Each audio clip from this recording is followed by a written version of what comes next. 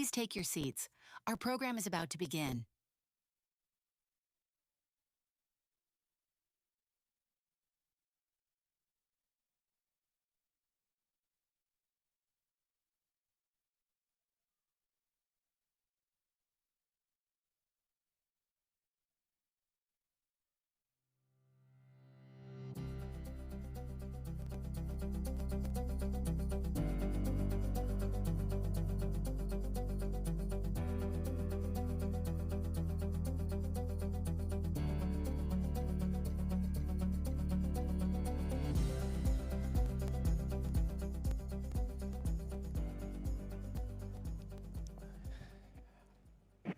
That's a bright light.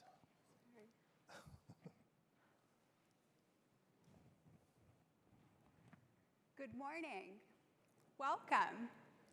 My name is Mana Kashfi, and I'm the Vice President of Content and Communications at Welcome.us. We are all here today to celebrate all of you as new Americans. And it's very fitting that we're doing it today of all days because it also happens to be National Constitution Day. During today's ceremony, we're also celebrating the values that we hold dear as Americans, and that includes welcoming new Americans. This is something that's deeply meaningful to me personally, not only as a naturalized citizen and someone who was a new American not too long ago, but also because at Welcome.us, our mission is to inspire and support Americans and American institutions of all types to welcome newcomers and help them thrive. New Americans, like all of you, personify the best of what it means to be a citizen of this country.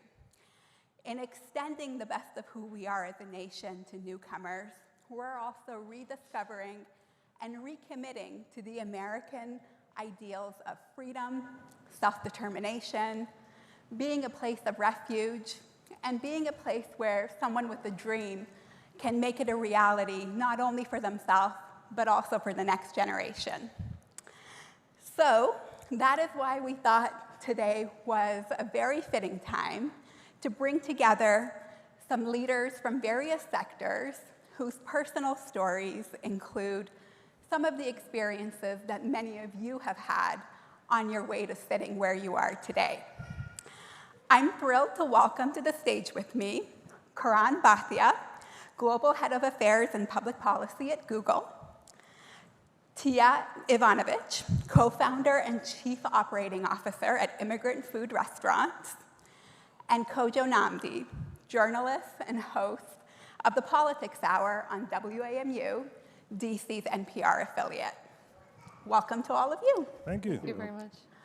So I'm going to begin with a question that I would like all of you to answer. And as you know, everything starts with a story. And at Welcome.us, we spend a lot of time telling stories of welcome. So I'd love to hear yours. Tay, I'll start with you. Can you tell me about a moment when you or your family felt truly welcomed as a newcomer? Well, first, thank you for having me here, and congratulations to all of you. It's such an incredible day, and one day I hope to sit where you're sitting, because I'm still not a naturalized citizen myself. My story is it's a bit unusual immigrant story, because both my parents and I were immigrants at different times. So my family's from the former Yugoslavia. They moved right before the wars in the early 1990s to Belgium, which is where I was born. And then I grew up in different places. We moved around. I lived in Switzerland and Greece and Turkey.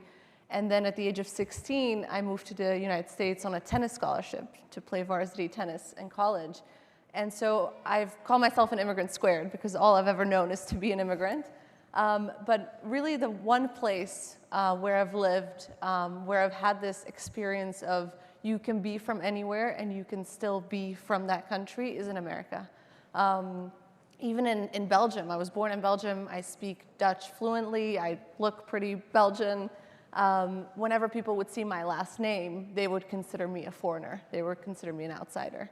And when I moved here at the age of 16, I didn't speak the language as well as I do now. I adopted a fake American accent. But I felt home, because America really, it's a nation, but it's an idea. And if you believe in that idea, you can be American. And I love that. That's wonderful. Karan?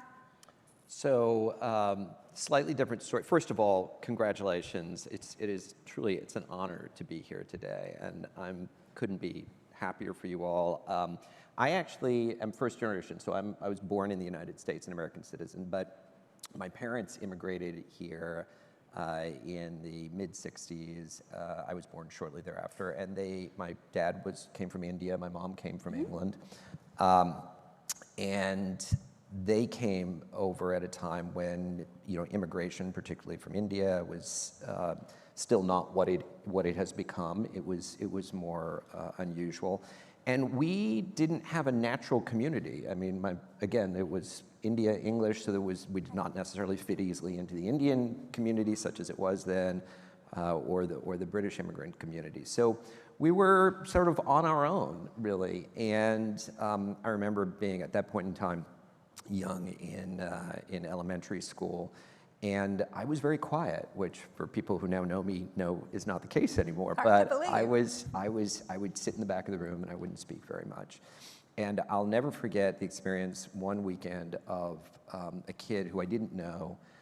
His parents called and said, "Hey, we're putting together a baseball game, a softball game, and would Karan like to come out and play?" And I'd never been invited to a baseball game. I didn't have a glove, I didn't have a mitt, and they equipped me with a mitt and all of that. And I remember the first time feeling like, oh my God, this is like, I'm like a real American kid. And to this day, I love baseball.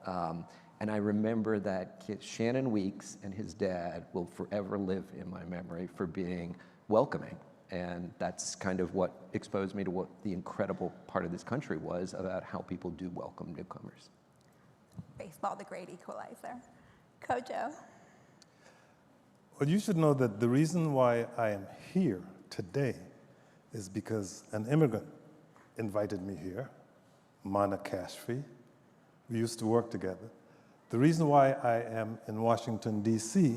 is because an immigrant invited me here, my cousin, Claremont, and the first job I ever had in Washington, D.C.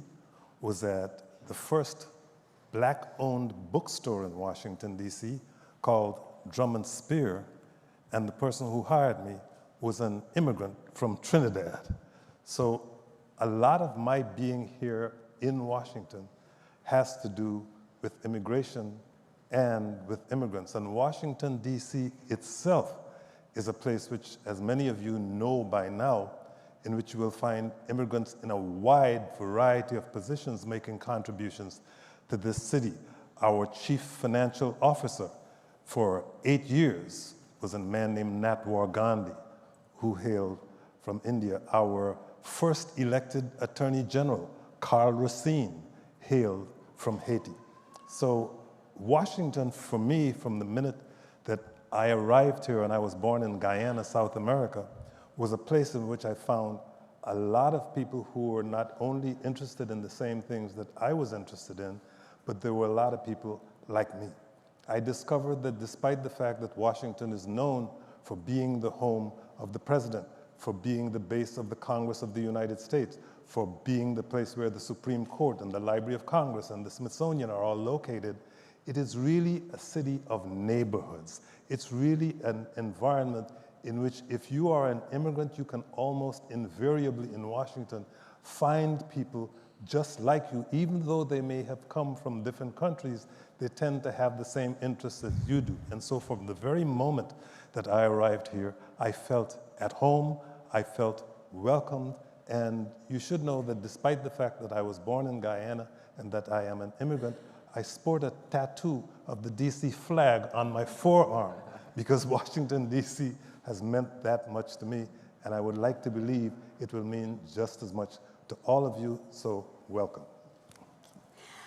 Karan, our teams have worked together closely for the past 3 years as Welcome.us set out to engage Americans all across the country in acts of welcoming newcomers.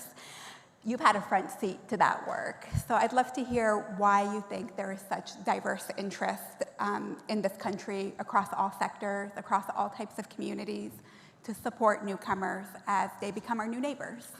Well, so again, I'm with Google. I got connected with Welcome because my boss, our CEO, Sundar Pichai, who himself is an immigrant to the United States, got the opportunity to be a co-chair of the CEO Council, the sort of the corporate council that's working with Welcome. So, and it has been an amazing experience for us. It has been such a privilege to be able to work with the incredible team at Welcome as they are helping build the infrastructure and the network and the systems for newcomers to get assimilated.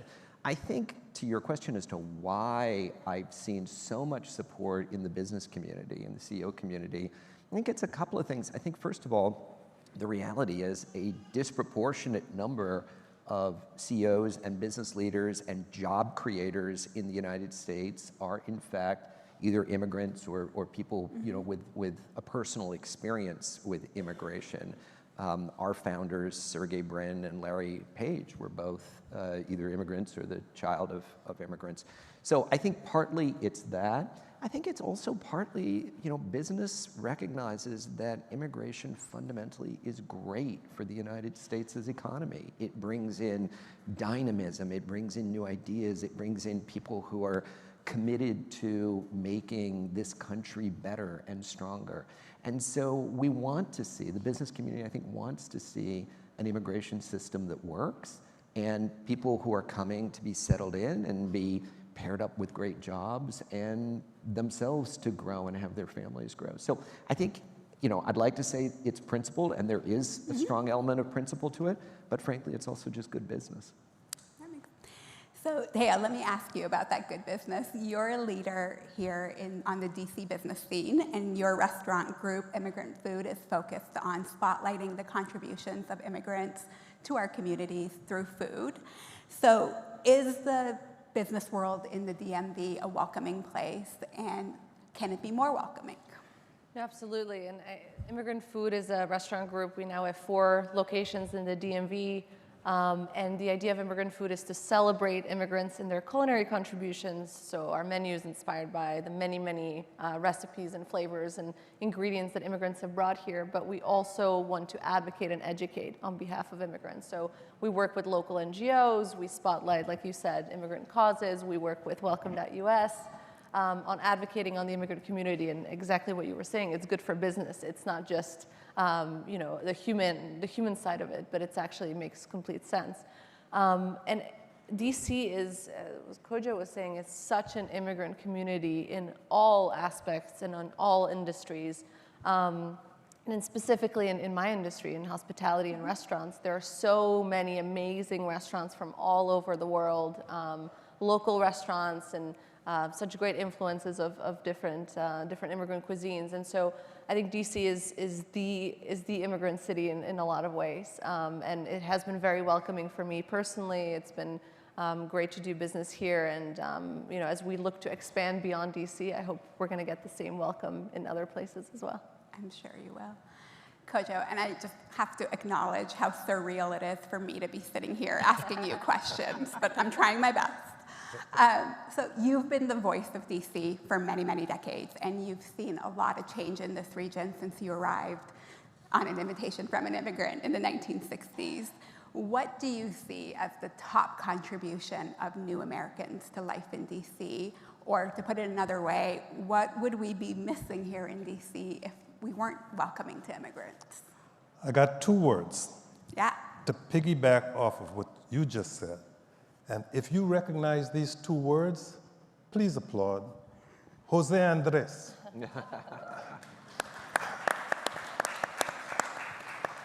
What would Washington be without Jose Andres?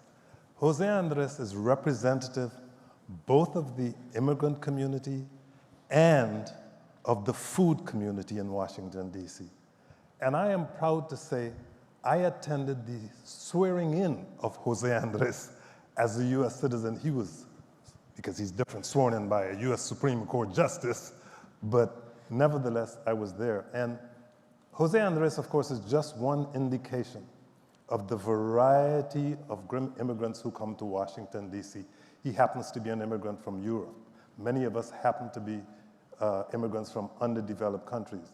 But wherever you go in Washington, again, to piggyback back on a previous statement, you will see the varieties of cuisine that are native to a wide variety of places all over the world. Washington, D.C. is a community of neighborhoods. Despite the fact that we have all of these amazing monuments here, the most amazing thing about Washington, D.C. are the neighborhoods and the people you will meet in those neighborhoods in and around Washington, D.C. You will invariably find people who share the same interests that you have, many people who share the same background that you have, many people who are here to work as hard as they possibly can. The cousin who invited me to Washington, D.C. was attending college at the time and working 3 jobs at the same time. Now that has become, in a way, stereotypical of us from the Caribbean area, but we know that it's a common story of immigrants who come here because we come here to work and we come here to live, and we are looking for a place to call home. I have a son who lives nearby in Prince George's County, and his neighborhood is now predominantly Latino, so my son speaks Spanish, and all of his friends are Latino, even though he was born in Washington, D.C. So I think that's why you are here, that's what you will find here, and that's what makes Washington, D.C. such an interesting place to live, because I know that there are other cities in which there are a wide variety of immigrants, such as New York, but I think in Washington, D.C., we tend to live together in a way in which we intermix, and that makes us stand out, and I think that's what makes the city interesting, and I think that's why we all enjoy being here. Thank you all for being here. I have a lot more questions, but not a lot more time. And to all of you, I would like to leave you with just one thought. Soon, you will be in a position to be a welcomer and help welcome the next generation of new Americans. And when that opportunity presents itself, I hope you'll act on it and join us in growing this movement of welcome. Congratulations again, and I hope you enjoy the day.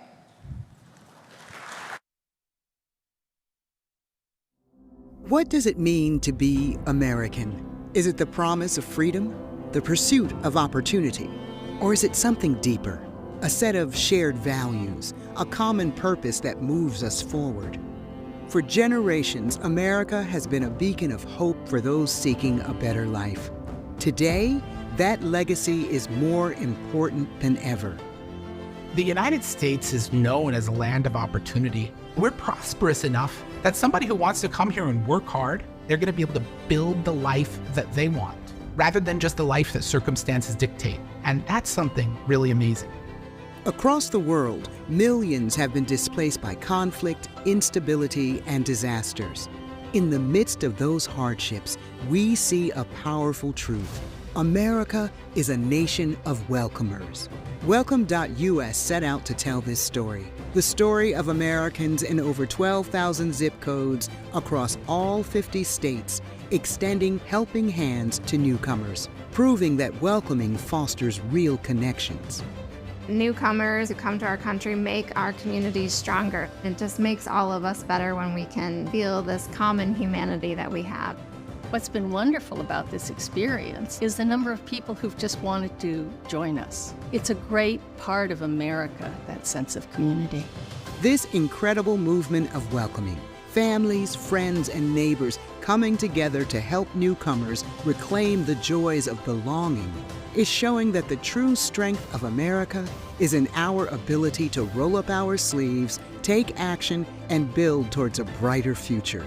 It doesn't matter your cultural upbringing, your religious upbringing, your family upbringing. You can be a welcomer. Just get up off of your behind and do it. America's story has always been about people coming together. Through welcoming, we have the chance to write a new chapter, one that reflects the best of who we are.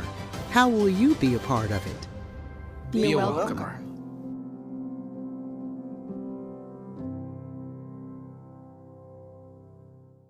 Thank you to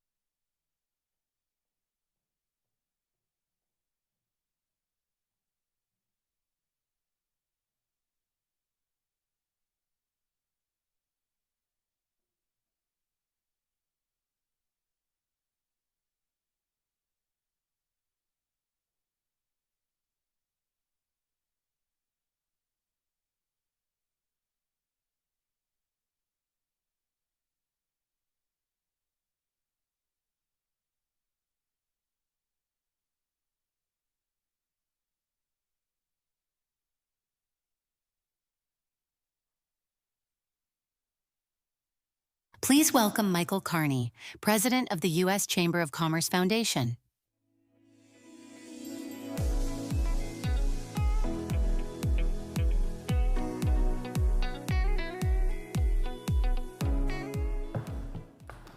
Good morning.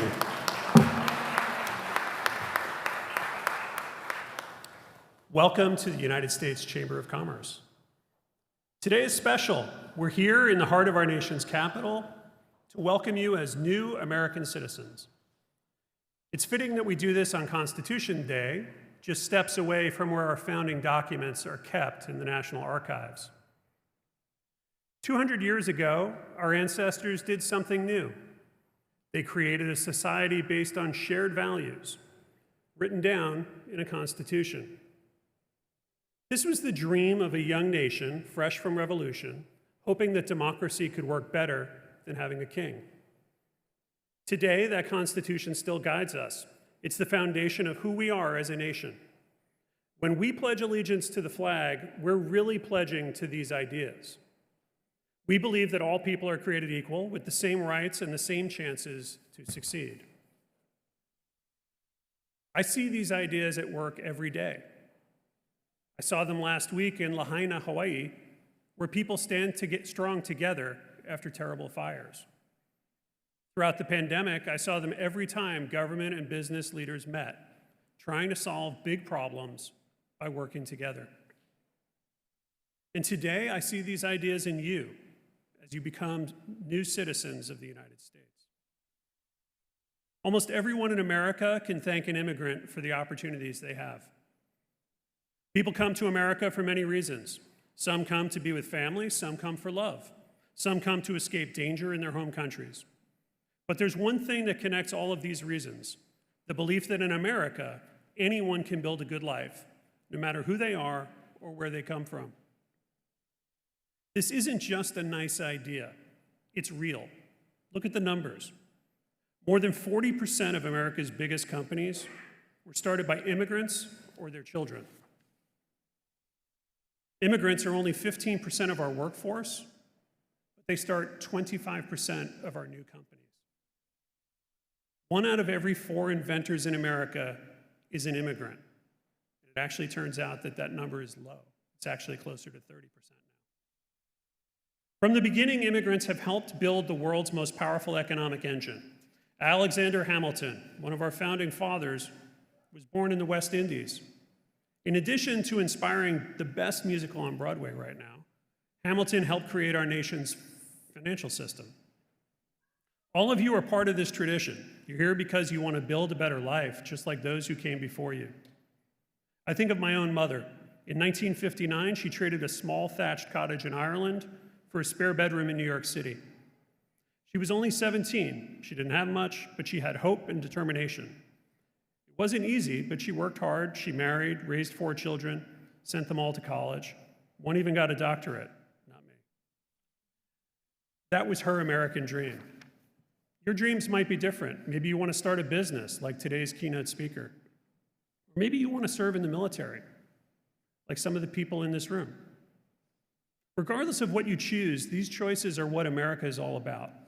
Our country is like a big, colorful picture made up of dreams and hard work from people all over the world.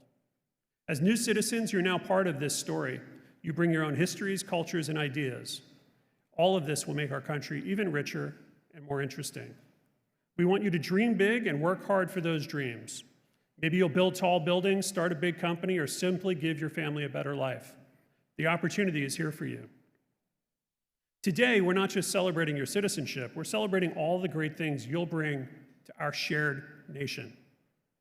You carry your own hopes and the hopes of those who came before you. You're ready to create new paths in this land of opportunity. So welcome. Welcome to a place where anything is possible.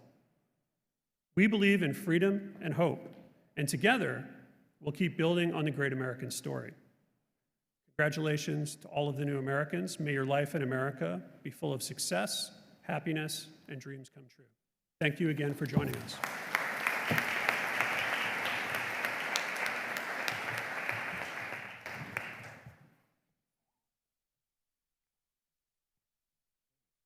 Morning. Ron Rosenberg, and I'm the District Director for U.S. Citizenship and Immigration Services here in the Washington Capital District. And it's my distinct pleasure to welcome you and your family and friends and guests to today's special ceremony here at the U.S. Chamber of Commerce Foundation. I want to thank the Commerce Foundation for collaborating with USCIS to host this special event.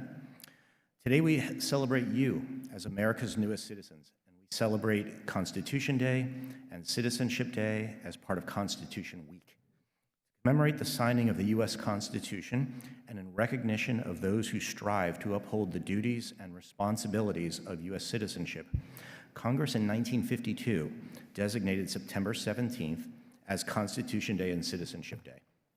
And by joint resolution in 1956, Congress requested that the President proclaim the week beginning September 15th and ending September 21st of each year as Constitution Week. We mark this occasion by celebrating the connection between the Constitution and citizenship and reflecting on what it means to be a citizen of the United States of America. I'd like to take this opportunity to introduce you to the distinguished guests who have joined me today. You've already met Michael Carney, President of the U.S. Chamber of Commerce Foundation. In addition, please welcome my boss, Ur Jadou, Director of USCIS, Neera Tandon, Assistant to the President and Domestic Policy Advisor, Amris Heaton, our newest Washington Field Office Director here in the area, and Osiris Hoyle, Chief Executive Officer and co-founder of District Taco. Okay, so to officially begin our ceremony, I'd like to ask everybody to please rise and place your right hand over your heart. And we're going to welcome Tamika Arnold, who will sing the national anthem.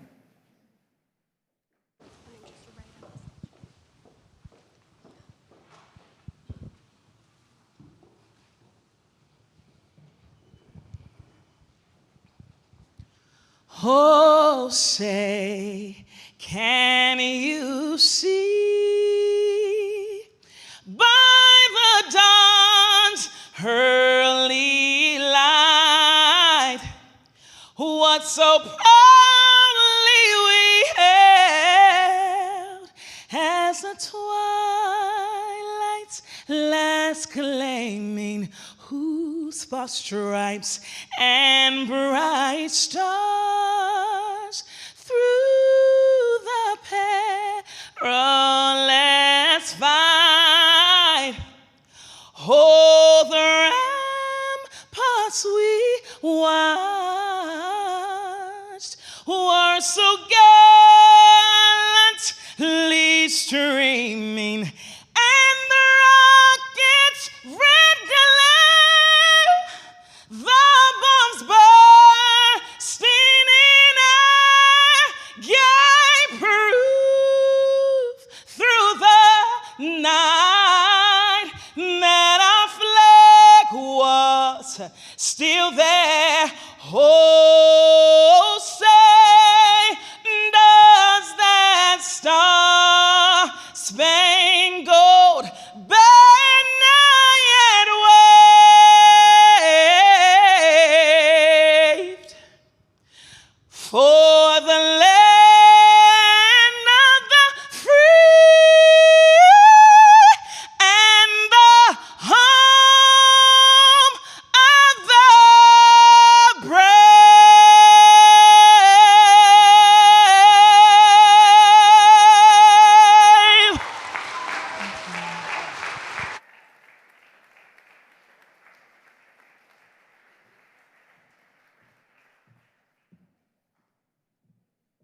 Please be seated. Thank you, Ms. Arnold. That was wonderful. My name is Amris Heaton, and I am the Field Office Director for the Washington Field Office of USCIS. It is my distinct privilege to call countries and present the candidates for naturalization. Candidates, when you hear your country of nationality called, please stand and remain standing for the oath of allegiance.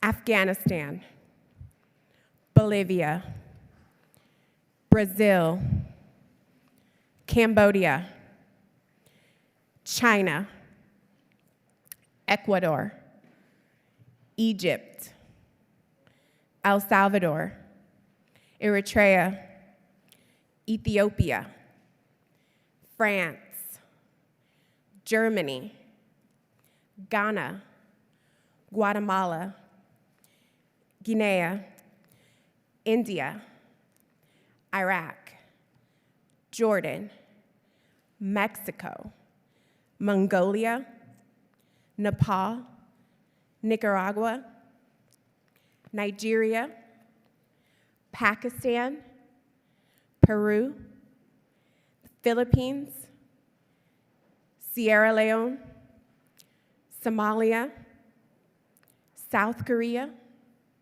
Sudan, United Kingdom, Venezuela, and Vietnam. Director Jadu, I present to you 100 candidates representing 33 countries who have applied to become citizens of the United States. Each of these candidates has been interviewed by an officer of U.S. Citizenship and Immigration Services, and unless exempted by law, has demonstrated the ability to read, write, and speak words in the English language. Each has demonstrated his or her knowledge and understanding of the U.S. history and the principles and the form of government of the United States. Director Jadu, I recommend that these candidates be administered the oath of allegiance, thereby admitting them to United States citizenship.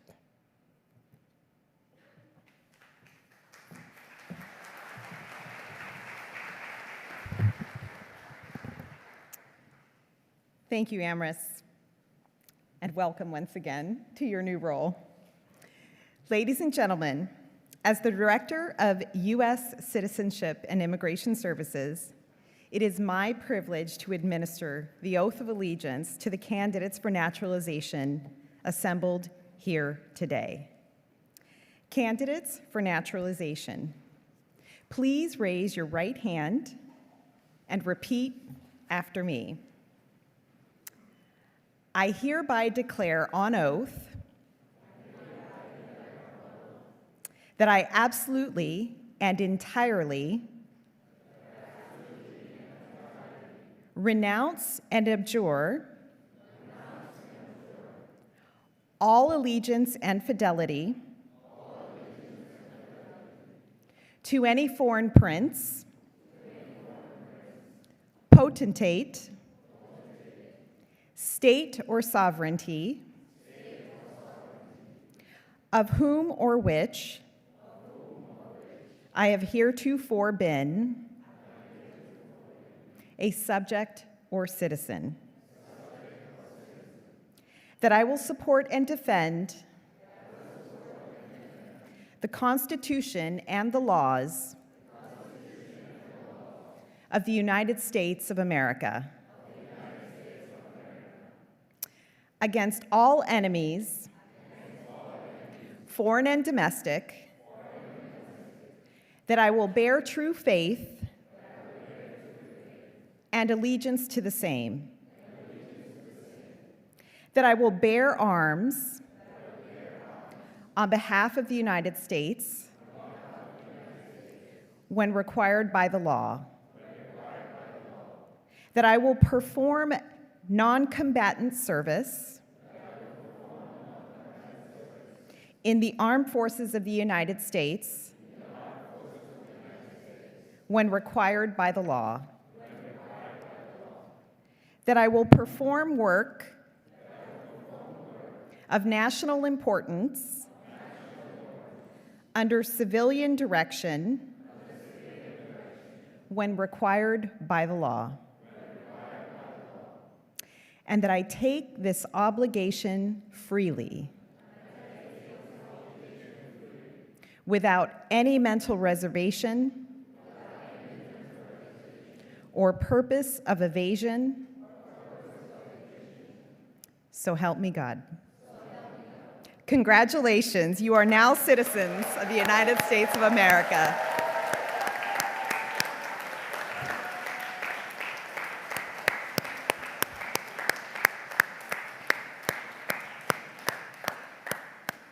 Please take your seats.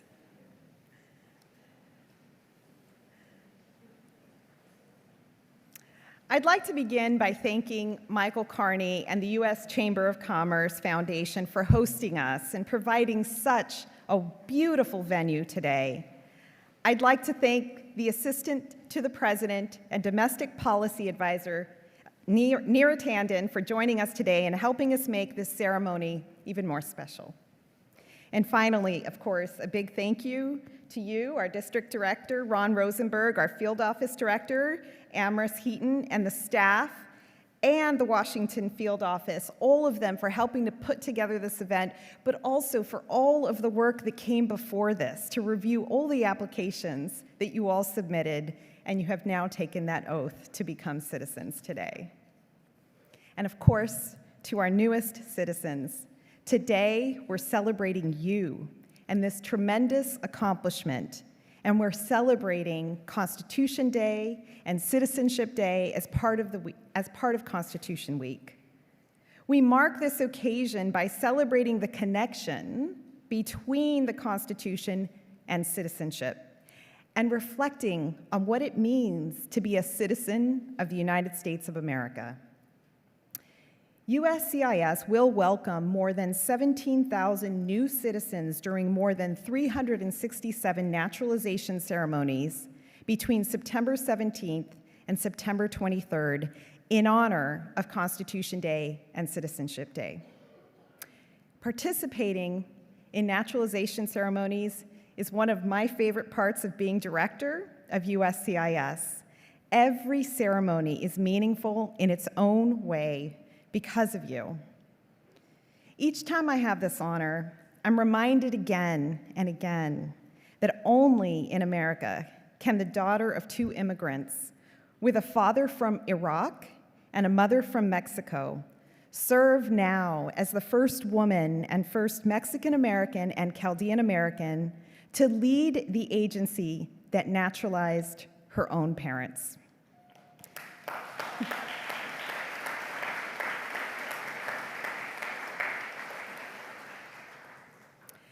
I know that today marks the end of your immigration journey, but it's also the beginning of your American story, one that's reflected in the richness and diversity of this great nation.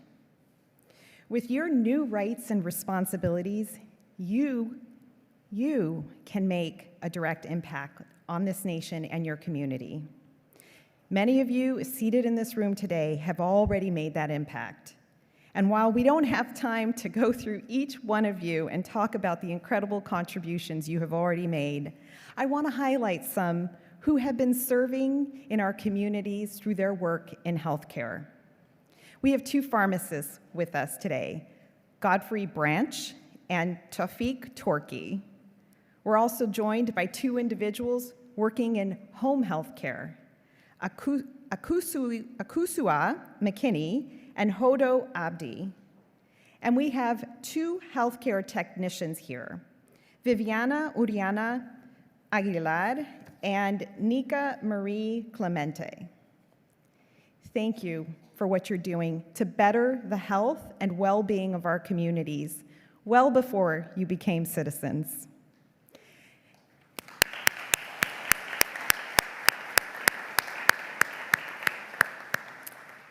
And to all of our new citizens today, you have the chance to not only forge a life for yourself here, but also to help shape the future of our country. With your new rights and responsibilities, you can make a direct impact on this nation and your community. You can register to vote and exercise that right. You can get involved in your children's school and your local community, participate in your place of worship, or volunteer at a local organization, serve in our armed forces, which some of you have done here. Operate a business. We just talked about some of that amazing entrepreneurial spirit throughout the nation. America needs you. Join the nation, get involved. As I look across the room, I know that with each new U.S. citizen, we are upholding America's promise as a nation of welcome and possibilities. And it is with that spirit of optimism and possibility that we welcome each and every one of you as our newest generation of American citizens. Congratulations.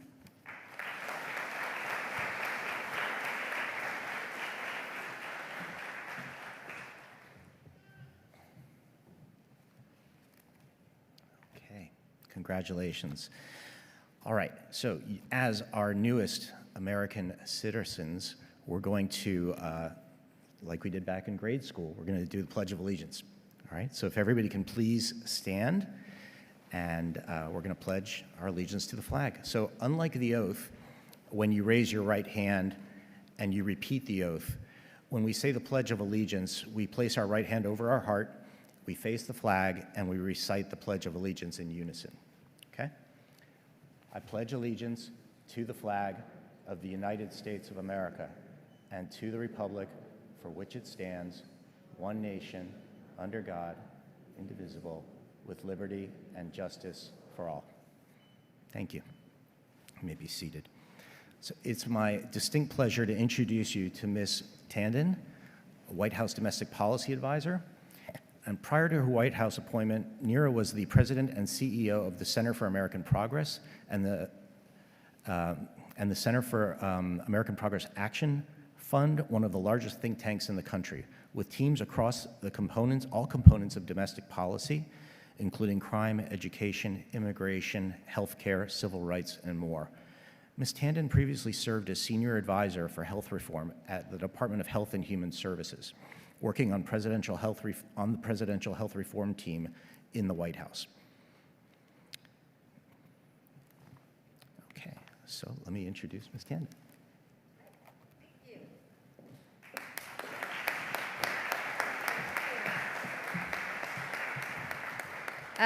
Thank you so much, Director Rosenberg. Thank you so much to the Chamber of Commerce Foundation. And I also want to just thank Jadoo, who's just a phenomenal leader of USCIS, and for everyone here on the stage. I work for the President and the Vice President of the White House, and I am really here to extend their congratulations to each and every one of you. You are a remarkable group of now Americans, and most importantly, I wanted to come here today because I know, the President knows, the Vice President knows, our whole administration knows that America is renewed by your decision to become Americans.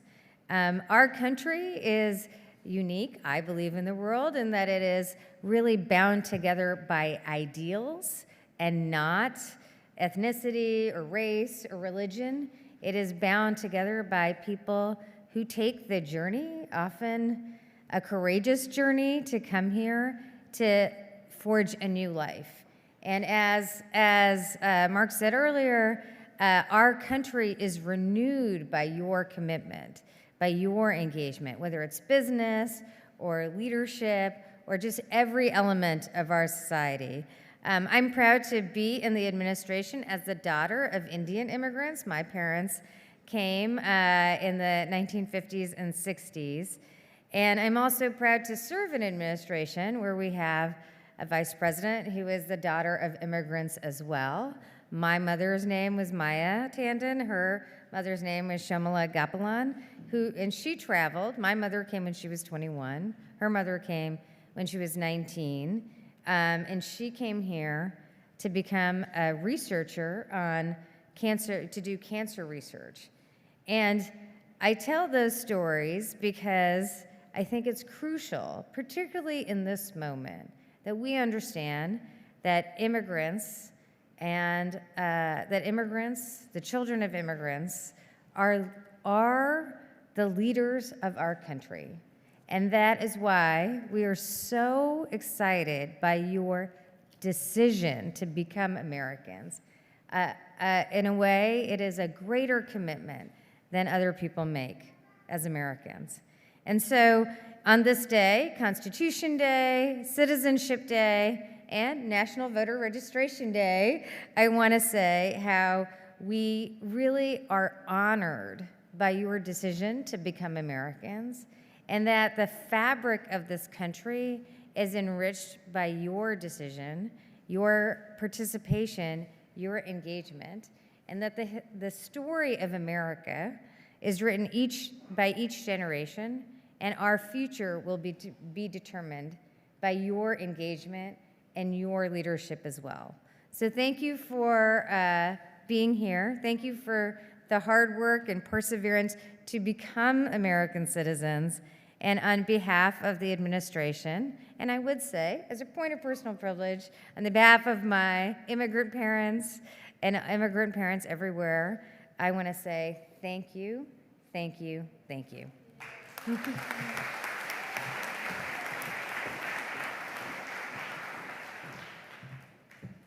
Thank you, Nira, for those really inspiring words. We've all heard of the American dream. And when we hear those words, we think a lot about owning a home, getting a good education for our kids, maybe a really good education for ourselves that we've always dreamed about. For many Americans, that dream involves starting a business. Finding a need in an industry or cause dear to our hearts and turning that opportunity into a small business that grows and one day passes down to those who come after us. Small businesses, as was stated earlier, are the backbone of our economy. According to the U.S. Chamber of Commerce, where we are here now, small businesses employ nearly half of the entire American workforce and represent 43.5% of America's gross domestic product. So today it's fitting. I'll be presenting the Outstanding Americans by Choice recognition to Osiris Hoyle. U.S. Citizenship and Immigration Services is proud to administer the Outstanding Americans by Choice recognition to recognize naturalized citizens who've made significant contributions to their community and adopted country through their civic participation, professional achievement, and responsible citizenship. Osiris took the misfortune of being laid off, and he combined it with his mother's recipes from the Yucatan and turned it into a business so successful that he needs 4 states and the District of Columbia to keep up with his American dream. Osiris's entrepreneurial spark has been with him since childhood. Growing up, he sold newspapers, flowers, and popsicles on the street to help his family meet their needs. And even as a child, his work ethic was strong, and he always had even greater dreams. So at 17, Osiris moved to the United States to find greater opportunity. He taught himself English and worked as a dishwasher, then as a construction worker. And in 2008, what appeared to be a major setback turned out to be a blessing. During a recession, Osiris lost his construction job, but his entrepreneurial dreams never died. And in fact, they grew stronger than ever. Encouraged by his neighbor and future business partner, Mark Wallace, Osiris turned his passion for cooking into a business. Together, they launched District Taco in 2009, starting with a simple food cart in Arlington, Virginia. Osiris's commitment to serving authentic Yucatan cuisine, inspired by his mother's recipes, led to the success of the food cart and to the opening of District Taco's first brick-and-mortar location in 2010. In the time since, District Taco has expanded to become a chain of restaurants with multiple locations across Washington, D.C., Maryland, New Jersey, Virginia, and Pennsylvania. Osiris shares his realized American dream with his community by mentoring youths and adults. He supports community sports programs and makes time to speak to other business owners and other organizations about his life experiences so he can inspire their dreams too. So it's fitting today that we are here now at the U.S. Chamber of Commerce honoring Osiris, a small business owner because 90% of the Chamber's members are state and local chambers of commerce and small business owners. It is also timely as communities across the country are kicking off their Hispanic Heritage Month celebrations, a time every year where we seek to honor the rich and varied contributions of Latinos, including generations of immigrants. So we're very honored that Osiris is here today to share some of his inspiring American story with us. We're also very proud to call him an American, which is why I'm so proud today, as director of USCIS, to recognize Osiris Hoyle as an Outstanding Americans by Choice honoree. Please join me in honoring him.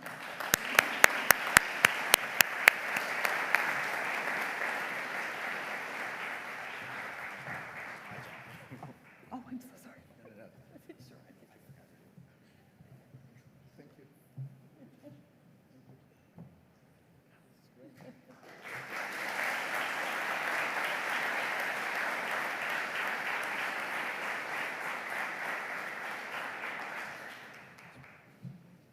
Thank you. Thank you. Thank you. Let me get my... Good morning. Thank you so much for having me over. It's an honor to be here. Congratulations to everyone. Today is it's another victory for the United States.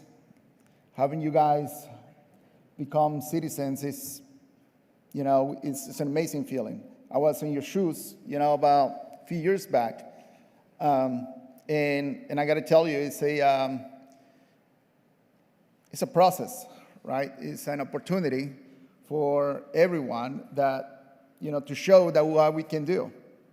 My story in Mexico is not very different maybe from your stories back home, right? I come from a family very poor. We had a ranch, sold flowers, popsicles on the streets, whatever it takes to make a peso, right? A money. And but when I became a little bit older, I realized that I couldn't support my parents with the money I was making on the streets. So I decided to come to the United States, right?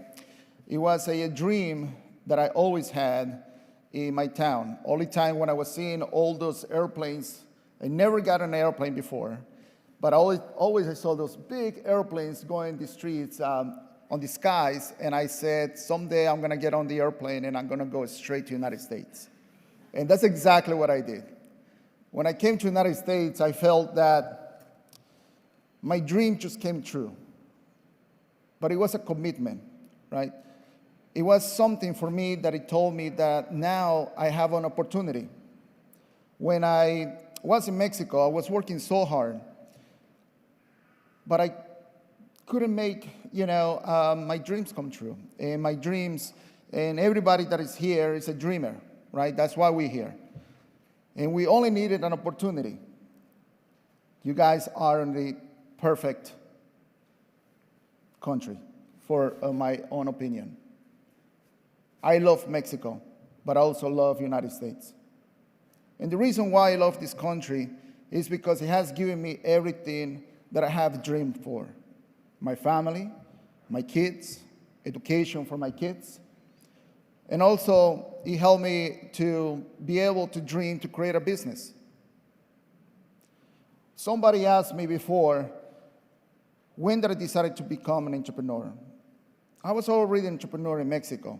Mexico taught me all those street lessons that I'm here in the United States is gonna be very, very helpful.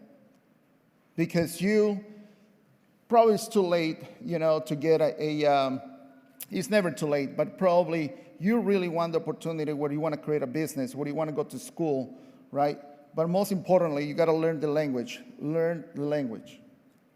Learn how to read. Learn how to write. And you don't need to go to private schools. You can do it, anywhere, right? I'll tell you like a funny story really quick. When I used to work in a bar, a restaurant bar, and I was 19 years old. I wanted to learn the language because I met this girl, and that girl is now my wife, right? We've been married for 20 years. And, I felt that I didn't speak any English, and she didn't speak any Spanish, so how I was gonna be able to talk to her, right? So I realized that working at the bar, I could just stay over, help the bartender, right? And listen to the regulars over there. And that's actually how I got to learn English, talking to drunk people, just like that. Maybe my English, this is why I speak like this, but really, you can learn the language anywhere, right? If you really want it, you're gonna make it happen, okay? Now, it is one of those things where we feel trapped, and that's not true. We're trapped in our minds. Remember, this is America. This is a place where your dreams can come true. No one can let you tell you, don't let anyone to tell you that you cannot make it work. You'll figure it out. And if you really want it, you will figure it out. You'll make it happen. Making it happen. I'm still making it happen. We have a lot of restaurants opening in Florida and everywhere. We have over 300 employees. I'm still young. I am 42. And sometimes I don't even think how old I am because I wake up every morning thinking about what can I do better today. And that's what you guys have to think about.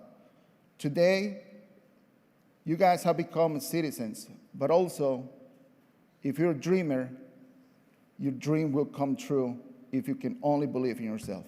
Thank you.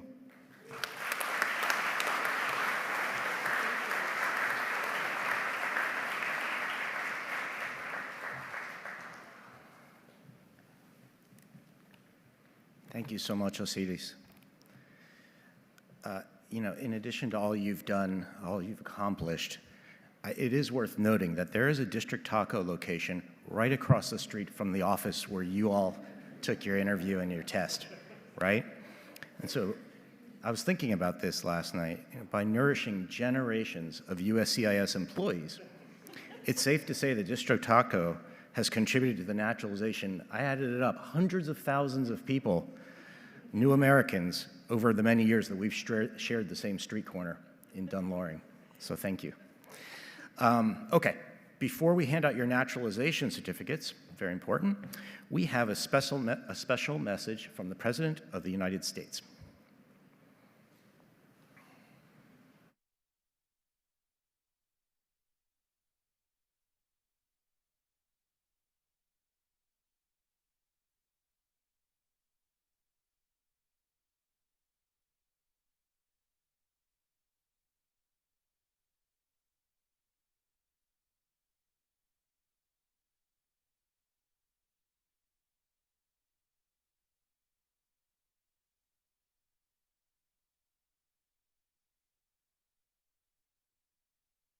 The courage it takes to sacrifice and make this journey. The courage to leave your homes, your lives, your loved ones, and come to a nation that is more than just a place, but rather an idea. An idea that where everyone is created equal and deserves to be treated equally. The idea that we have as a nation, and we can define America in one word: possibilities. Possibilities since its founding. That very idea has been nurtured, enriched, and advanced by the contributions, sacrifices, and dreams of immigrants like you and immigrants like my own ancestors from Ireland, and like generations of our fellow Americans. And today, you've earned a new title equal to that of an American president, the title I'm most proud of, citizen of the United States of America.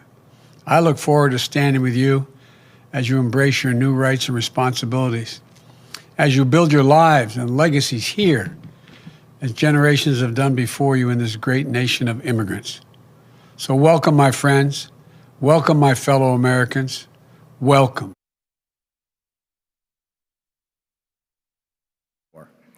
At this time, I'm going to invite my colleague, Amherst Heaton, back up, and she's going to call the candidates as we present our newest fellow Americans with their certificates of naturalization, and we're going to do this graduation style. Okay, so I'd like the principals to join me here, and we will form a receiving line in front of the stage as we present the certificates and congratulate each new citizen.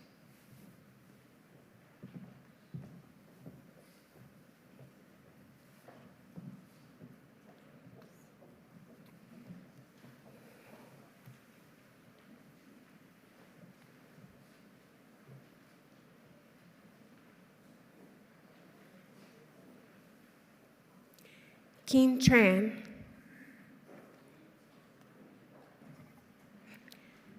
Xiaoli Zhang,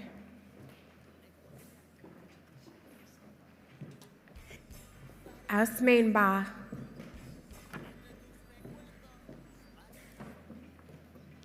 Lisbeth Rosibel Cedillo de Benitez, Thong Hao, Uriel Thien Nhat Nguyen, Erica Cabrera, Hien Nhc Nguyen, Nhong Nguyen,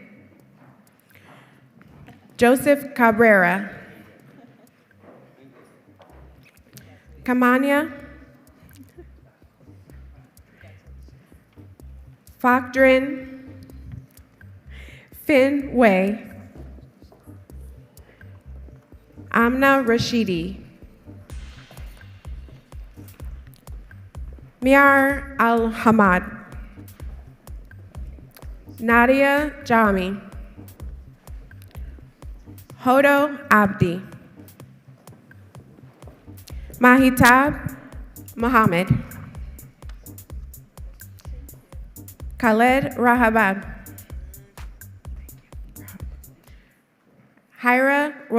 sorry, I'm so sorry, guys. I'm doing my best. Shahad, go ahead. Shahad, that one's yours. Shahad Rahan Al-Bashir, Hanan Mustafa, Matsura Watsir, Jemima Gaima. Oh, nope, that's you. Yeah, so, apologies. Tawfiq Twerky, that's you. Subash Tota, Jorge Gutierrez, Abu Zaid Seed Ahmed, Abdul Hakbin, Godfrey Branchi, Thu Nguyen, Preeta Jagadisan, Elias Habibi, Abdul Akbari, Francie Velasquez, Viraj Yadav, Andrew Dehir, Pablo Garcia, Amirtha Besant, Nika Marie Clemente,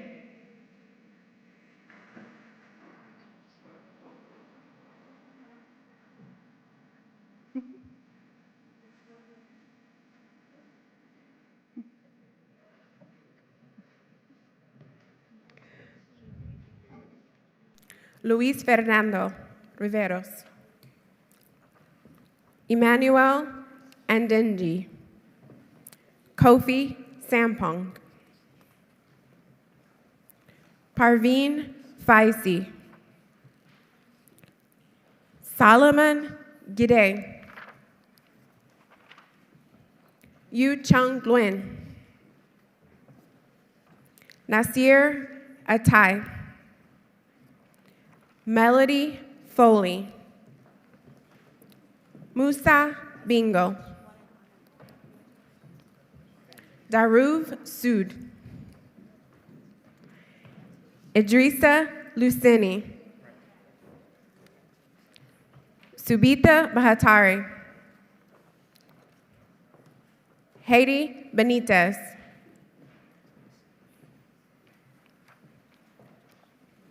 Sempruna Manadhar. Anna Heacock. Zora Faisi. Mohammed Azim. Sukuk Sun. Maria Hernandez. Tesfe Urga. Valeria Acosta. Jose Quinteros.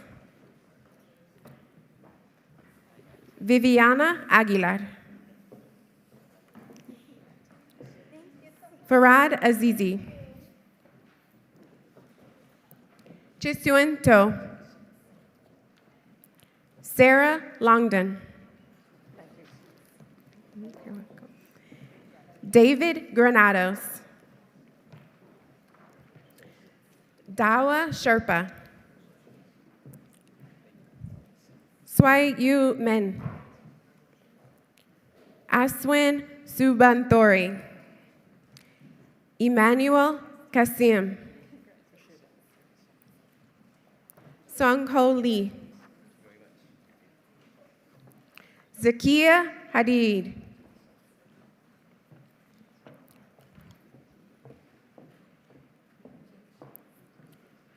Sylvia Ruth.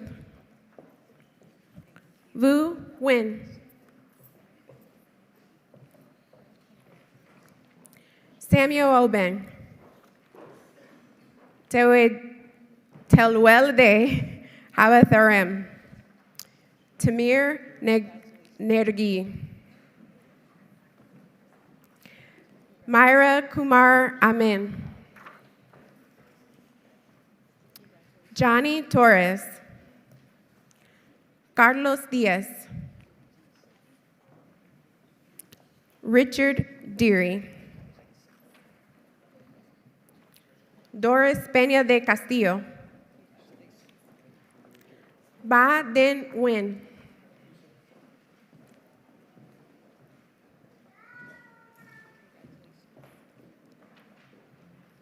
Ba Vivian Patel. Maria Villanueva. Sharia Joshi. Okoshua McKinney. Maria Romero Vasquez. Huihyun Song. Eliza Hernandez de Ramirez. Klas Raudhout. Nicole Leguia. Habib Salim. Yin Xiao. Augustine Agithcum. Begal Perudava. Sorry.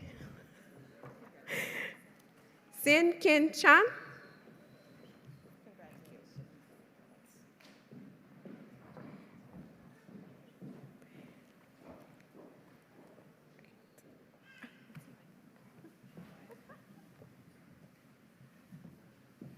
Hey, congratulations. I want to congratulate Amherst.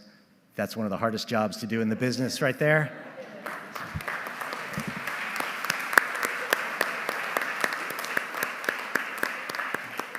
First big ceremony as our new field office director, and she nailed it. This is a hard, the DC area, one of our blessings is we're very diverse, but it makes this job hard. And we fought over it, and she lost, and so she did it. All right, hey, thank you so much for coming today.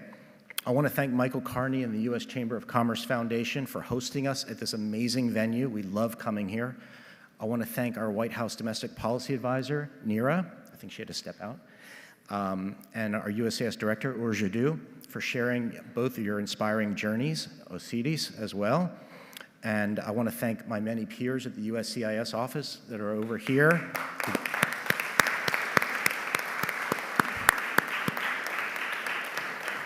They do amazing work every day on behalf of our communities. They're the pride and joy of our agency. And it's not in my talking points, but if you put a microphone in front of me, I'm going to say it. We are hiring, and we love hiring our former customers. So you are all U.S. citizens now. You are all eligible to work for USCIS. Okay? I'm very serious. We're hiring. Go on USA Jobs and talk to any of us after the ceremony, but our best employees are our former customers. Okay? So please join us in serving the next generation of immigrants. Where's Tamika over there? Wow, you knocked it out of the park, so thank you.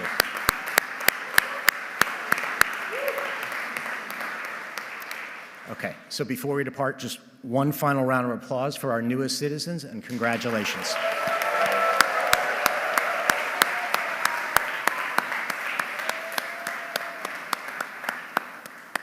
Thank you, and we're adjourned. Thank you for attending this special event. Please join us in the Lee Anderson Room for a reception.